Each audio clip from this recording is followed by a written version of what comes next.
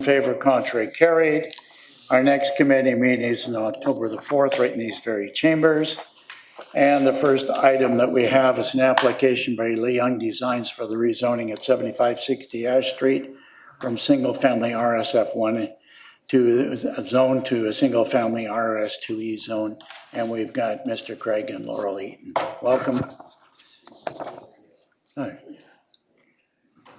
Mr. Craig changes all the time. He gets younger and younger. All right, you're on. Laurel, you're going to make a presentation? Yes, thank you. I'd like to highlight a few points regarding this application. The proposed rezoning has been requested to facilitate the subdivision of one single-family RS1F lot into two single-family RS2E lots. Vehicle access to the western lot will be from Ash Street and to the eastern lot from Armstrong Street. There's an existing owner-occupied single-family home on the property, which will remain on the proposed western lot upon rezoning and subdivision.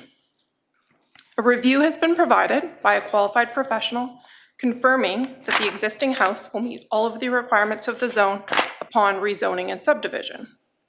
The applicant proposes to construct a 2-bedroom secondary suite on the eastern lot. Thank you. Okay, well, thank you very much. Any question, Carol, on this? Go ahead. Thank you very much for the report. So I'm just looking at page PLN 9, and my question is the lot to the north is 19.2 meters wide, and the one below is 20.12 meters, so that's fine. But the width or the length, the depth of the property is significantly bigger from what I can see, because we're going to be 9.51 meters deep on this new lot, whereas the lot to the north is 37.5 meters, and the one to the south is 41.27 meters. So why is this lot so much shallower than the lots to the north and the south? Yeah, through the chair to Councillor Day, great question. We, together with the qualified professional, reviewed the existing house in order to comply with zoning based on the size of the existing house.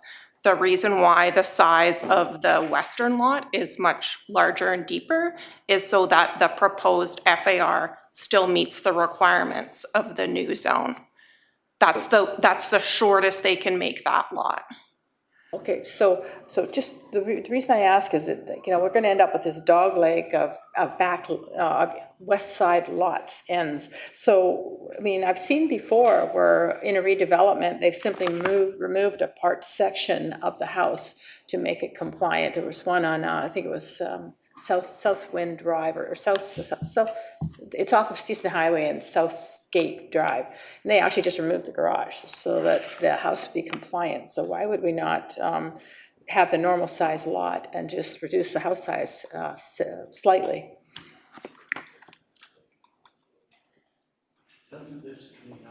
We need a speaker. Oh, there we go. Okay. Through the chair to Councillor Day, as Ms. Eaton had pointed out, the required lot area must be established in order to provide for the existing home. The current home is tenanted by, or sorry, is currently owner occupied, and that is intended to continue on in the future. So there wouldn't be the opportunity to remove any portion of that building right now in order to bring the move the lot line and then bring that home into compliance. So we're preserving what currently exists in terms of the single family home on the lot fronting onto Ash Street. Okay, and then the back of the property backs onto Armstrong Road. Is that where you put the development sign? Because those people are the ones that are going to be affected. Yeah, through the chair to Councillor Day, the requirement for development signs is that they go up on all frontages. Good. So they're put on both on Armstrong and on Ash Street. There's one on both, and we confirm before we head into a meeting that they're still erected and in good condition. Thank you. Okay, so excellent. I'm looking forward to see what the public say in the public hearing. Thank you. Just in this area, we've always had problems right from the day one with Kiefer and Armstrong area. This is just a step along the way if this goes through. to sort of standardize the lots in there, because there's a lot of irregularity, is there not, still? Through the chair to the chair, yes, this is essentially establishing the Armstrong connection between Braden and Kiefer. And we get part of the road. Okay, I see any other speakers? All right, motion to pass on to first reading. Move second. All those in favor, contrary, carried. Okay, thanks very much. So it'll go to council on Monday and hopefully to public hearing. Item number 2, thank you both. You're probably done for the next one too, but the application by Gurrit Pooney for rezoning at 9371 Dolphin Avenue from single detached RS1B zone to a single detached RS2K zone. And the recommendation is to go to first reading. And I got Mr. Costin and Mr. Gregg again, but not Mr. Gregg. Thank you very much. You're on, sir. Thank you, Chair. So I'll be providing a few brief summary of the application here. So the proposed rezoning has been requested in order to facilitate a subdivision of one single detached lot into 2 single detached lots with vehicle access from Dolphin Avenue. There is an existing tenant-occupied single-family home on the property. So the applicant has communicated at this time that the tenants, he and the tenants have a mutual agreement for the end of the tenancy. The applicant has stated the tenants are currently in the process of building a new home for themselves at an off-site location. Both new lots will provide minimum 1-bedroom secondary suites on the property. And one other note I should add, the current home on the property does not currently contain a secondary suite. I'm happy to answer any questions. Okay, Thank do you we very have much. anything on this one? Carol? Thank you very much. It sounds like it's a mutual agreement on the tenant leaving because they are building a new house. Will they be able to stay as long as it takes to build their new house? Through the chair to Councillor Day, I don't know the exact specifications of the agreement between the applicant or between the tenants and the applicant in the subject. Yeah, so I can't comment on that. Okay, we'll put 2 now, and the council meeting next week, it would be nice if we could get a letter from the tenant indicating that that has been worked out. Because it'd be nothing worse than being a month or 2 away from moving into your new house and having to vacate and try to find some temporary place to live. So I just want to make sure that the tenant and the developer are working together. Absolutely. Thank you. Okay, we're going to go now off to screen now with Councillor Wolf. Thank you. Through the chair, just a comment and then a question. I'm looking in the report on our page PLN 22 at the bottom, where it talks about the success that our tree preservation coordinator had, where they did a site visit and they were able to note that there were 2 bylaw-sized trees that were removed illegally. So I applaud them for being part of the process and success there. I guess my question is really about the tree that is to be removed, which is on the neighboring property. I did read here about the condition of it, the lodgepole pine, 55 centimeter caliper. But my question is, why would it even need to be removed? The base of it is not on this property in question, and it's leaning away from this property. So I don't. I guess at the time this report was written, which might be different now, this property owner has not been able to get a hold of the neighbor who has the tree on their property. Has there been any change there? And could you comment on why the tree would even be deemed as needing to be removed because of this development? It should remain because this development has no need to impact it. So through the chair to Councillor Wolf, I will first address the question with respect to whether or not the applicant has been able to contact the neighbor. So at this time, there's been no update. There has been no ability to contact the neighbor to achieve the required approval for removal of that tree 472. And secondly, to respond to basically the recommendation to remove as a part of this application. So as part of rezoning applications, applicants are required to prepare or to provide staff with a arborist report prepared by a registered professional arborist, and that is to speak to trees on site, in close proximity on neighboring sites and on city property. And in this case, both of the subject trees that were included in the arborist's review were in very close proximity to the subject site. And as they were assessed by both the city arborist and the project arborist as being in poor condition, it's important for the city to recommend removal on the basis that we could potentially become liable should that tree come down and cause any damage or harm. Thank you. Thank you, through the chair. Just a quick follow-up on that then. I'm looking on our page 31, then it shows it's the tree removal attachment number 5.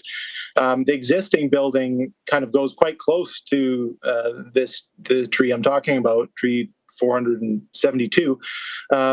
And I would rather have committee encourage the developer to have the increased setback on the lot B, because if it's taken this far in the process and they can't get a hold of the neighbor who's right over the fence, they're probably not going to get it. So why not give them direction now to do what other developers have done and work the property so it doesn't have to stick right where it could be in conflict.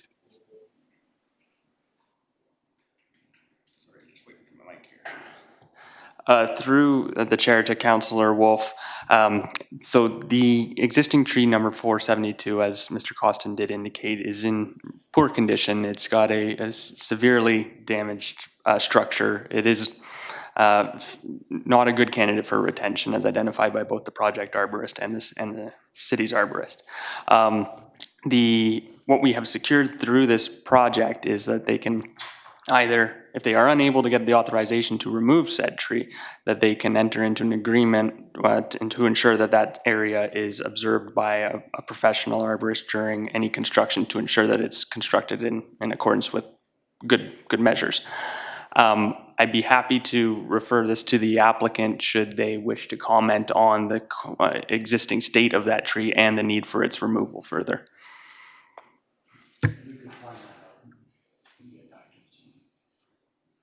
But Michael, find that out, get that information, get back to us and get a quick memo on it.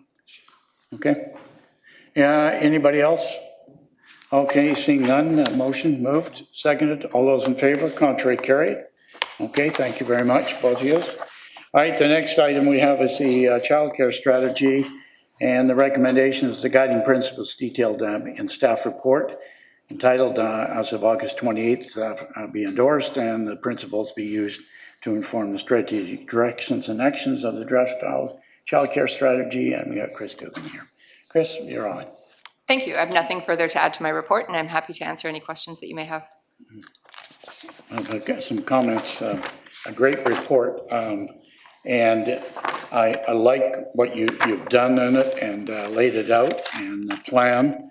And now, where will this report go? Will this report go to the school board as well after?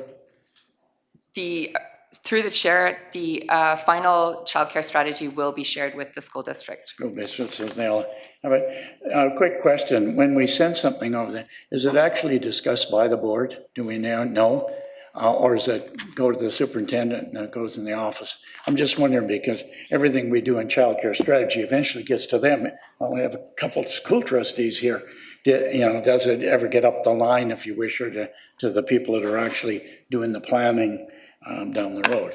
To the chair, the childcare strategy is an ongoing standing agenda item on the council trustee liaison committee. And so we do provide regular updates to that committee. And based on my understanding, there is a fair degree of familiarity on the part of school trustees as well. Okay, great report. Keep up the good work. Carol? Thank you very much. I think I'm on. Thank you for the report. So this question is for the public, not for me. How does the report indicate if we are building the number of childcare spaces that we need to meet the demand today? Through the chair to Councillor Day, through the needs assessment that will be conducted as a component of developing the new childcare strategy, Staff and our consultant will be speaking broadly with the community in order to find out what the true need in Richmond is for licensed childcare, and we hope to be able to address that through actions in the upcoming strategy. Perfect. And as we sit right now, how does Richmond compare to other communities in Metro Vancouver? Based on, through the chair to Councillor Day, our 2022 update to the childcare needs assessment and strategy indicated that we have 35.6 spaces per 100 children aged 0 to 12. So we are meeting about a third of the need that we see in our community. In comparison to other communities, Richmond is doing incredibly well in that area and continues to be a leader within Metro Vancouver as far as childcare space creation. Thank you so much, and through the chair, it's so important that we keep up to the childcare needs of the community, because that's how we're going to attract families to Richmond. Exactly. Thank you. Any further comments? All right, motion to endorse and send on and use as for our actions. So moved, seconded. All those in favor, contrary, carry. Good, thank you very much on that one. The next item is our homeless strategy 2019-29 update. The strategy is outlined is to be received for information, and it's also be distributed to key partners and organizations, local members, the parliament, etc., and assembly and posted on the website so that we'll go from there. And again, we have Chris on this end. You're on. Thank you. Happy to answer any questions. I have nothing further to add. Well, from my point of view, again, I'm taking from everywhere from our page 63 on, when you show us what's ongoing and what is completed and what the progress is, I think is extremely important. And how we go out. I think one of the things too is the fact that you're sharing it with other partners who need to be involved in this. This is a bigger. What about Vancouver Coastal Health in terms of sharing it? I could have been one of the key partners. The reason I'm thinking of it also is, but especially with regard to mental health and stuff. Through the chair, Vancouver Coastal Health is a key partner and will receive a copy of this update. Okay, all right. I'm good with another great report. All right, Carol, you're on again. Thank you very much through the chair. Great report. Just want to mention that on page 51 in the 2020 homeless count, we counted 85. But of course, that doesn't get everybody because a lot of people are couch surfing. And we have rules in place that if you have over 60 units, you're redeveloping in the city center, you have to have 15% market rental housing and 15% low-end market rental. But we need more affordable housing. I was just wanted to ask staff, what is the difference between the rent on, say, a one-bedroom between a low-end market rental, a lemur unit, and affordable housing? Okay, who can answer that? Mr. Ersick, okay. Through the chair to Councillor Day, a lemur unit, a one-bed lemur unit rents for about $1,000 a month. An affordable unit, I'll call it supportive housing. So this is housing that would typically be in projects that where the city may have provided the site, we may have put in capital funding, and there would be provincial and or federal government money in it. Those rates are lower, they're considerably lower. They're in the range of $350 to $500 a month. Yeah, that is significantly lower. And, as we look at the report, we talk a lot about the low-end market rental units and where they're at. But what we really need is to use our partners, which is Vancouver Coast Health Authority, BC Housing, and other partners to help us build those affordable units. Because with that big of a difference in rent, that can be a game changer for a lot of people potentially experiencing homelessness. Thank you. Okay. Cash? Thank you, Chair, and I'm not part of Planning Committee, and I had no intentions of being here, but I'm here because we have a committee after, so I just had a quick review of this report. I didn't read it previously.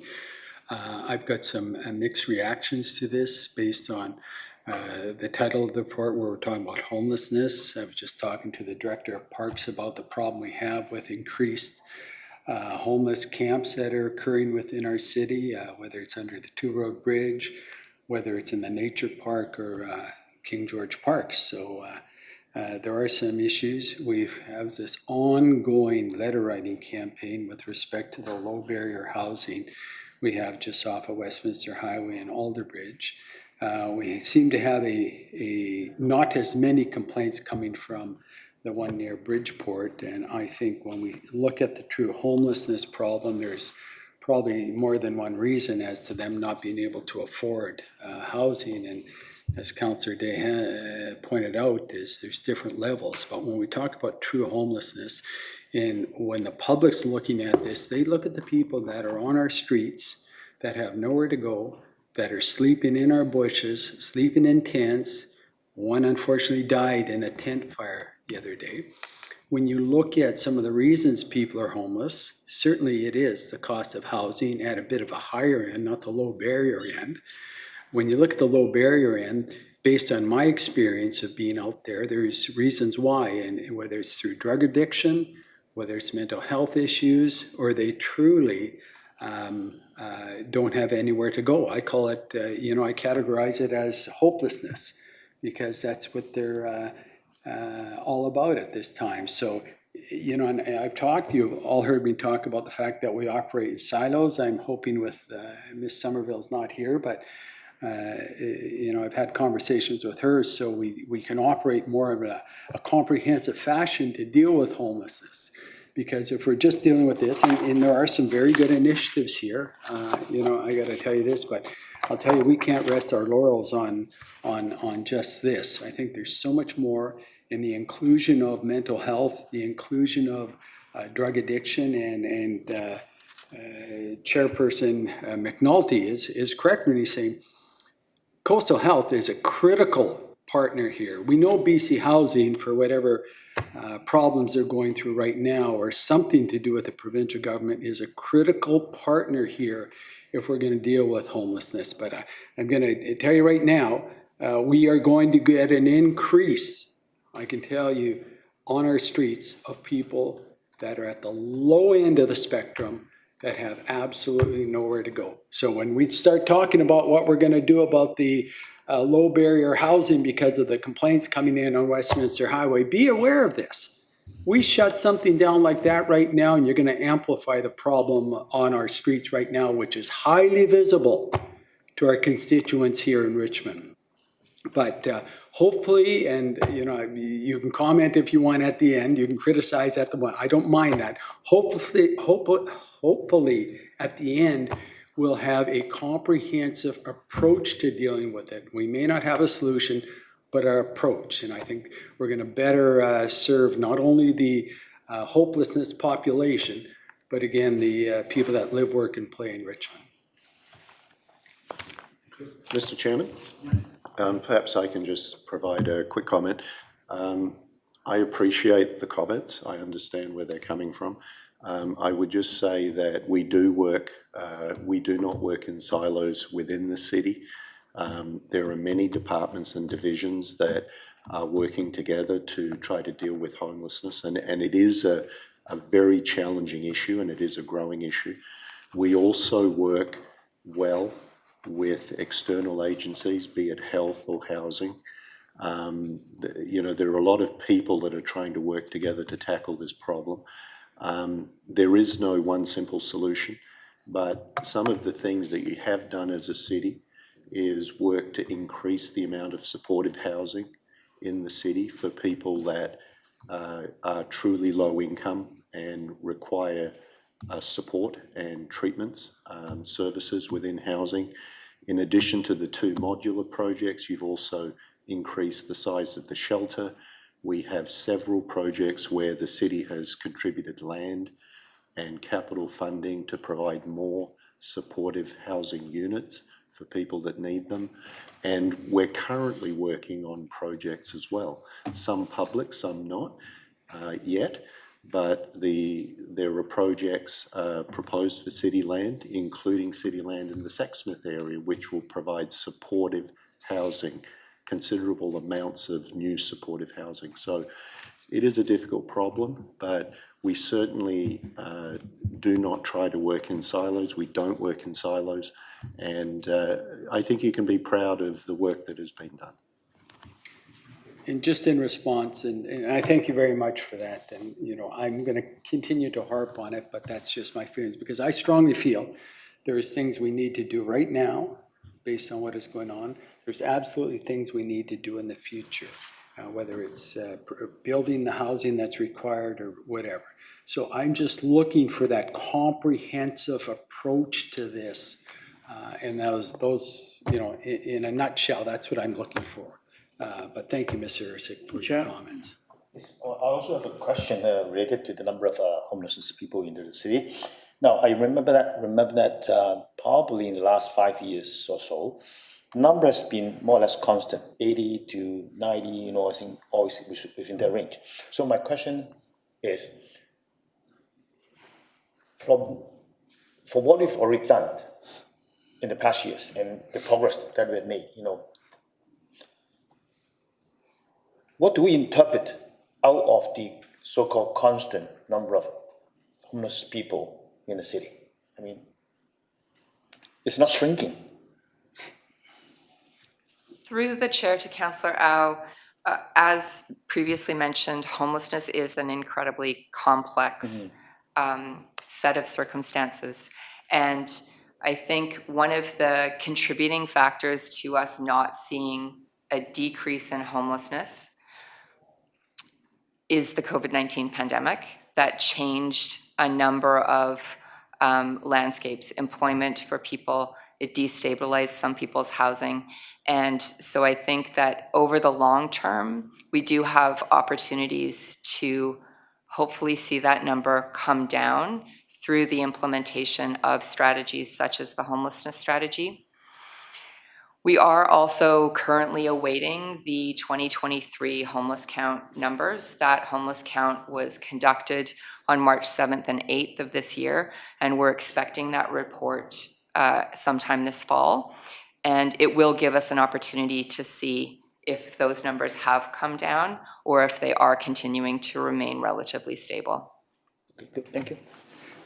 Just following up on the comment, and the report is great and the comments made, but I just want to bring out, I think we're defining homelessness in one genre here. I'm not going to say where, and this is why I asked where Vancouver Coastal Health is and what they are prepared to offer, because I believe they're a very, very key component in drug addiction and homelessness, the psychological. We got CAR 80, or Fox 80, and we got the other CAR, etc. And very often they're in the background, and I'd like to know really what they're prepared and capable to offer in terms of the homeless area and the other social area. I liaised almost every social service group in Richmond that we have in every committee. And I'm begging that question. I'm not sure if with your relations with members of it. But there's another group of homelessness people that we need to look to. And we need a mobile park in Richmond. We've had one at one time, and that I'm not going to say where I go, but I noticed a gentleman living out of the back seat of I guess it will be a Volkswagen, I don't know what thing, and wrapping up when I'm out for my walk, wrapping up his banging, get up, stretch, going to wait till our washroom is open, etc. And he's there. I reserve. He's homeless. He's using Richmond for homeless, it's a bigger issue. And I see a camper every once in a while in certain parks, and I'm not going to say where because I don't want anybody going to find them and move them but they're homeless. They're transient homeless, if you wish. And I guess it's something that we've got to figure out how it, rather than give them a bylaw ticket for parking too long in an area more than 4 hours or whatever, find some sort of solution there as well. So that's just something I'm going to put on for the record on it. We've always talked about a mobile park and that kind of thing, but I think it's something we need to bring. I'm going to bring it up at the Housing Committee as well in Metro Vancouver, that kind of idea, because I'm sure other communities are experiencing the same thing. It takes away a bit from the report, but it's part and parcel of the report. I think we can bury our head in the sands on it. And as Councillor Heath said, people are doing homeless for very many reasons. So anyhow, from the strategy and the report of what you're doing, a great job. keep up the good work, keep us informed, and let's move that on to council. Let's move it on to as many people as we can for information and the fact that they can read it. Any other comments on it? All right, motion to receive for information and post on the website and circulate. So move, seconded. All those in favor, contrary, carried. With thanks. Okay, managers report. You only got an hour. No report. Motion to adjourn. We're adjourned. Carol Day will assume the chair here.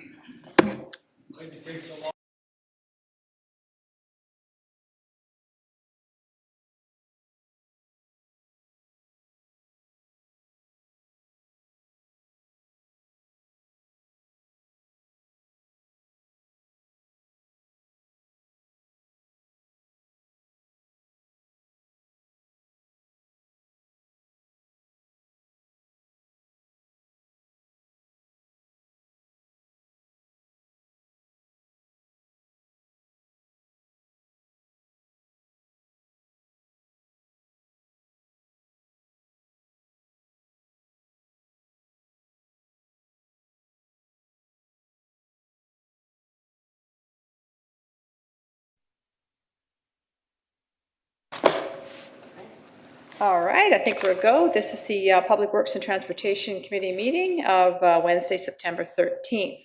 The first item on the agenda is the minutes from the July 19th committee meeting. Do I have a motion to accept the minutes? Any opposed? Okay, that's moved. The next committee meeting will be on October 18th at 4 o'clock. That's a tentative date. If we have a small agenda like this, we may decide to move that together with Public Works or with a general purposes. Just trying to be more efficient and free up our manager's time. All right, number one on the agenda is a local government climate action program, 2-year survey report, and the 2021-2022 corporate emissions inventory. And basically, this is a very interesting report, and we're looking for $200,000 funding from the Federation of Canadian Municipalities, FCM.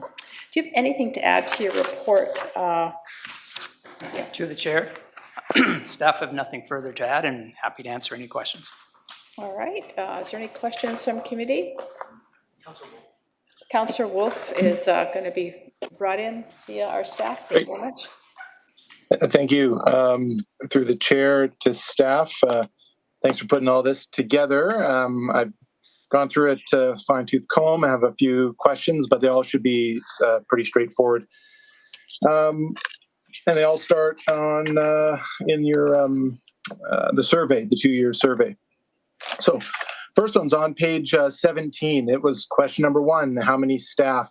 It would help if I had a picture of who make up the 16.15 staff, full-time, part-time, to kind of know what projects or services or things could have been added. But anyhow, could staff provide at a later date a quick memo or email that highlights what are the titles? I don't need the name of the people, but the titles of the positions that make up that total?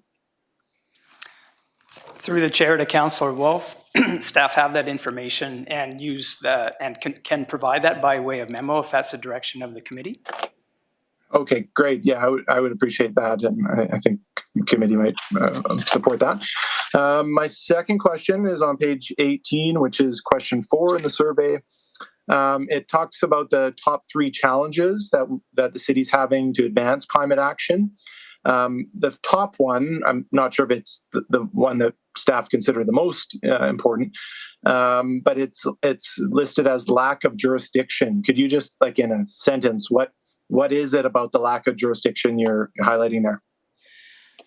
Through the chair to Councillor Wolf, yes, when these are all drop-down choices on the set input form by the province, but basically we identified that as one of 3 choices. The lack of jurisdiction speaks to where in the Local Government Act, the local governments don't have as much jurisdiction that we say we do in another area. So in this case, that would be existing buildings. So we're looking for a retrofit code entering into the building code. Local governments are very supportive of that. So that's one way where we could increase our local government jurisdiction in that area. Okay, thank you. Through the chair, just to follow up on that one, if I look on the next page, 19, most of the further down, it's under optional. It says provide further comments. Perhaps we could have a comment in there or add to what's there, just what you said, the retrofit code, like just to spell it out for them. Any thought on that? Through the chair to Councillor Wolf, the form is kind of fixed, but we could see about, there's nothing stopping the city from providing additional comments through the LGCAP contacts at the province in this regard. I know that staff from City of Richmond and other local governments are working with the Building Safety Standards Branch on this right now in terms of a retrofit code coming into play, hopefully by the end of 2024. I know it's on the work plan, so we're definitely involved in that, but we could do something additional as a submission. Great, thank you so much. My next one is on page 20. It's the question 6 in the survey. Our answer was no to the question about do we have a community-wide GHG emissions do we have that as in being measured? So the answer is no. Any idea, does anybody around us actually have that? Like, does Vancouver have a measurement of their community-wide GHG emissions? Through the chair to Councillor Wolf, some local governments have elected to do that and create their own inventories. What Richmond has done to date is rely on the province of BC through the Community Energy and Emission Inventories, CEI inventories. But they're kind of a leading or a trailing indicator, but the province has been a little slow at bringing those out. The last one we built upon for the Community Energy Emissions Plan was 2017. So we're probably going to create our own inventory using CEI protocols on our own and work with a consultant to do that later this year and get that started so we can report on 2022 level emissions. So great, yeah, I read that part later in the survey. That's great, thanks. My next one, through the chair, just a couple more here. On our page 22, it talks about, under the optional part of question 11, we highlight Garden City Road multi-use pathway. I was potentially going to ask you or someone this question when the minutes were just approved, but I knew it came here, so I thought I'd ask it here. So after the last meeting, Public Works, there was a manager's report that said that about the pilot of the Garden City multi-use pathway. So I went there, and that part of Garden City Road has just been repaved. So all that delineators that were put up and all that separation, it was all a fresh sheet of asphalt. And some other people who live in that area have asked me, where did all that go? All that work that went in to put that, and now it's gone. Is it the exact same style and exact same delineators that are going to go back in? Through the chair to Councillor Wolf, for that item that was in that section 1 of 4 items mentioned, we pulled that from the actions in 2022, working with staff from our transportation planning group. And if our director of transportation is here, maybe you want to comment further, Lloyd B. Perhaps not. So we'll hear from him.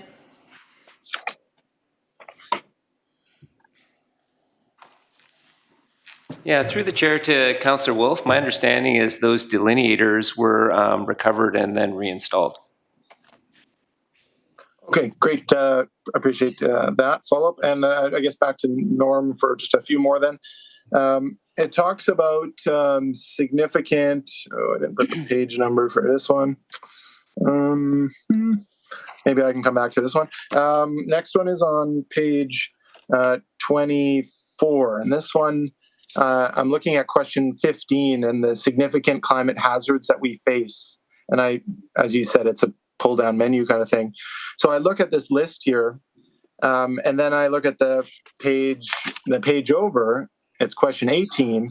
It's the same list, but there's one missing in the answer to question 15. It's the one that's ecological impacts and the adaptation measure. So I'm not sure if there's an error there or something wasn't selected, but I think that should be a mirror image those two lists? And if it's not, I would have thought that that is a significant climate hazard that we do face, because habitat loss of ecological value, biodiversity, is happening through or as a result of many things, but climate nonetheless. So, do you know, was that just an error that it wasn't listed in the question 15? Through the chair to Councillor Wolf, staff would have to check on that again, but I believe that these are fixed drop downs, so that could be a missing element in the form. Okay, great. Yeah, let's see if we can check in back on that one. Next one is on page 26. It's question number 21. The answer is 0 when it comes to additional funding for climate action that we were able to invest. So would have that been our own dollars? And I would think that we must have invested something that relates to climate action. Any comments on that? Through the chair to Councillor Wolf, definitely the $566,000 and change that was received by the city in 2022 in September was put in a reserve fund. So the funds will definitely be spent. They were allocated through council direction to create 2 new positions specifically focused on climate action with the community energy and emissions plan. One in a zero emission mobility area and the other one focusing on existing buildings. So that's in play. Once we start drawing from those funds for that, we'll be definitely allocating the funds. And there's an understanding by the province that when the funds came out, local governments would still have some time to understand how they would allocate that. But the direction is definitely to spend every cent. Great, thank you. And just made it to my final question. Page 27, it's the question number 25. We answered no to the question about do we have a formal framework and apply a climate lens to planning and decision making. So it says no there, but if I go back a couple pages to page 23, which is part of question 12, under the optional section there, we do list that with the current OCP update we're working on, we are going to have a climate lens. So I thought maybe if we're going to say no there, maybe we should say no, but we're going to have one soon, but maybe it wasn't an option. Is that correct? I could, through the chair to Councillor Wolf, there is in fact an approach to the capital planning stage that perhaps my colleague's not fully aware of, but the capital planning process includes criteria around climate impact. So we can revise the survey accordingly then. Yeah, right on. Okay, thanks. That's all. Thanks for your patience. From committee members? Okay, if not, I'll entertain a motion to accept the report. Thank you very much. Second, all those in favor? Perfect.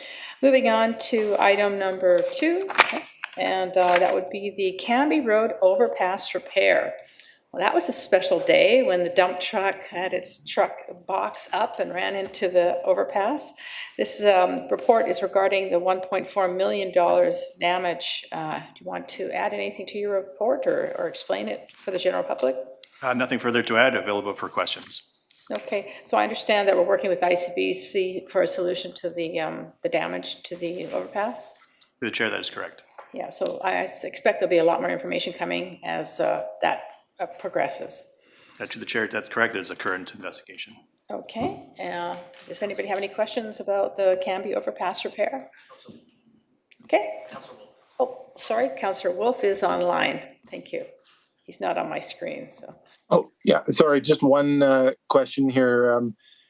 Thank you. Through the chair to staff, a week ago, we had a finance committee meeting, and I'm just looking at a page from the finance committee which highlighted capital projects that were closed in Q2 of this year, and it does highlight the Cambie Overpass Rehabilitation Project.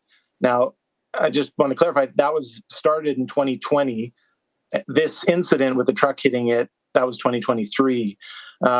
So it took, I guess, about 3 years to complete that rehab project, and the budget for it was $1.355 million. So could staff just confirm that rehab project, that was for the whole, that was work on the whole overpass, both sides, top, bottom. the run up to it. And that was a $1.4 million project. And the damage caused by this truck is going to cost more than what that rehabilitation project cost. Is that correct? Through the chair to Councillor Wolf, the rehabilitation project was mostly on the approaches to the overpass. So it involves some of the approach ramps. This damage was mostly done to the sidewalk and the signage hanging over the bridge. So these are different projects. Okay, thanks. And then just a follow-up to that then, as this one is related to the underside or the under part of the overpass, will it be any higher or lower than it was before?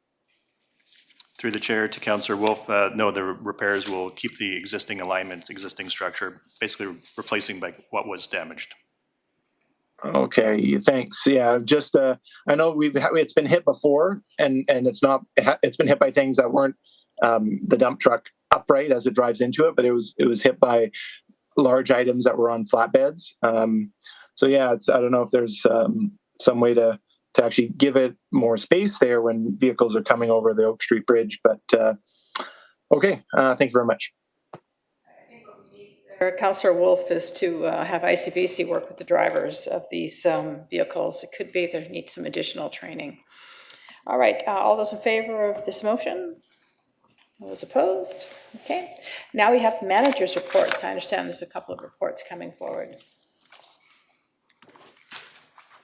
I'll provide a manager's report on the Steveston Highway multi-use pathway. Yes. So construction of the Steveston multi-use pathway began in late August, with work starting at the Shell Road end, working west towards the number 2 road. The anticipated completion of this project is in late summer 2024. Construction is being sequenced in 5 stages. Typically, these are about 800 meters in length, or about a city block, and construction will be completed in each stage before proceeding to the next. Current works include replacing the eastbound lane on Steveston Highway between Shell and 4 Road. The eastbound lane is currently limited to 1 lane in this area, with traffic control personnel on site to direct traffic. For traffic impacts, during peak hours, we're seeing some backup from the typical Steveston Highway 5 Road tunnel that starts to overlap with the construction zone. But during off-peak hours, we're not seeing any significant traffic impacts. Staff will continue to monitor these traffic impacts as well. As construction progresses westward, we're expecting to see less traffic impact overlap with the construction zone.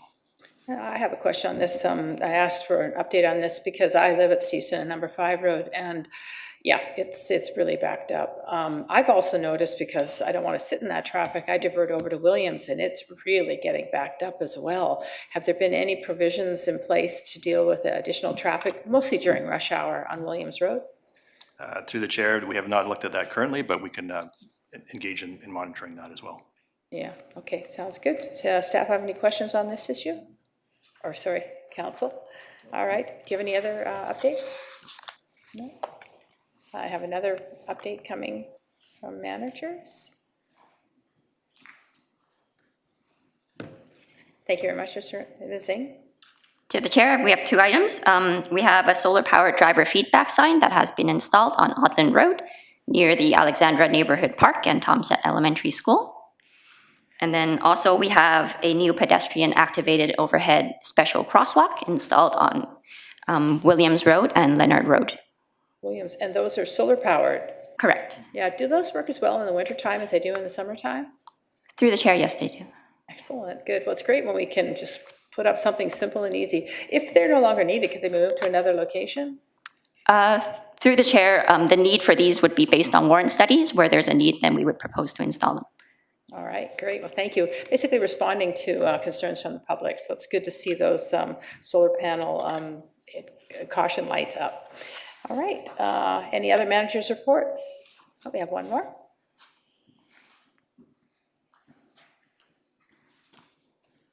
Madam Chair, I do have an update on the new Steveston Interchange project. As you know, construction is ongoing.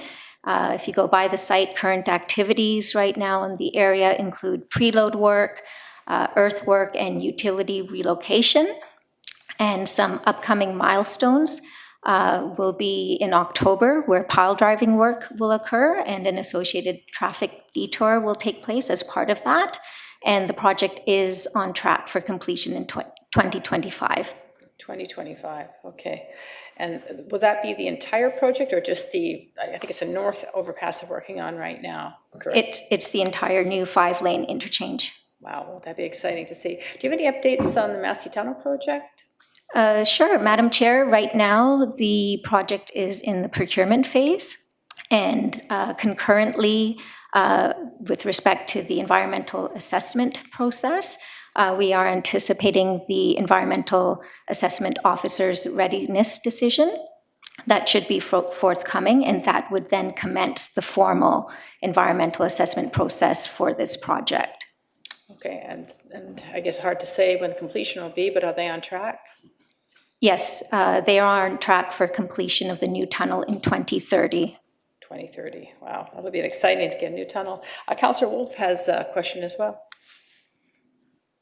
Yes, thank you. With staff aware of what, as you mentioned, are utilities being moved for the Steveston Interchange project, does it give any insight onto what the BC Hydro decision has been to keep their utilities under in the new tunnel, or which we were opposed to going overhead?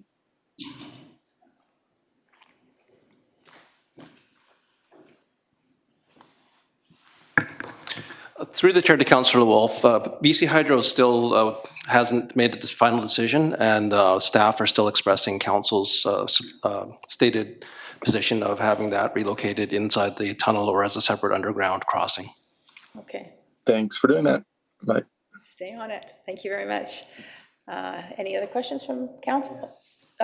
Councillor Both of you can stay because one question is to one and one's to the other.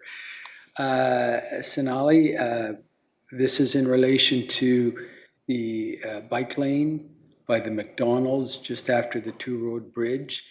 We had a discussion after a cyclist was struck once again at that intersection. Richmond did what they had to and put a sign up right away with respect to the turning in there.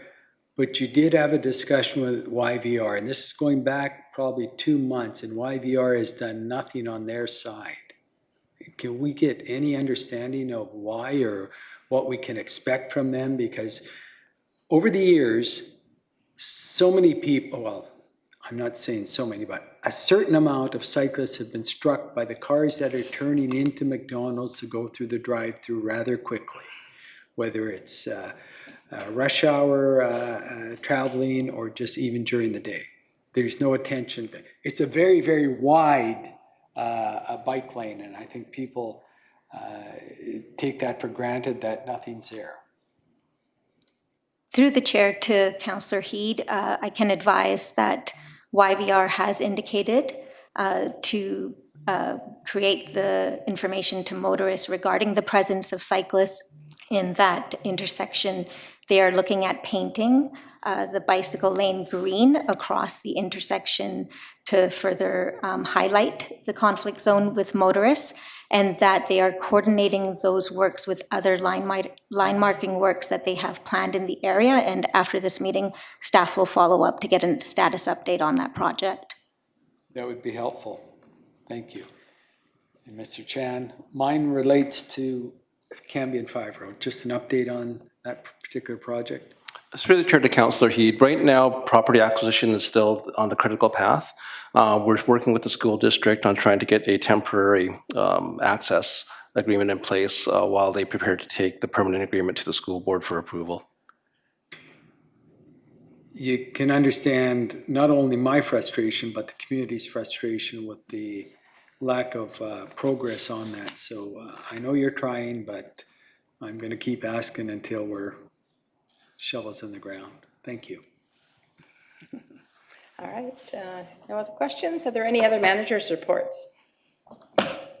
All right, if not, then let's call for adjournment. All those in favor? Those opposed? That's carried. Thank you, everybody.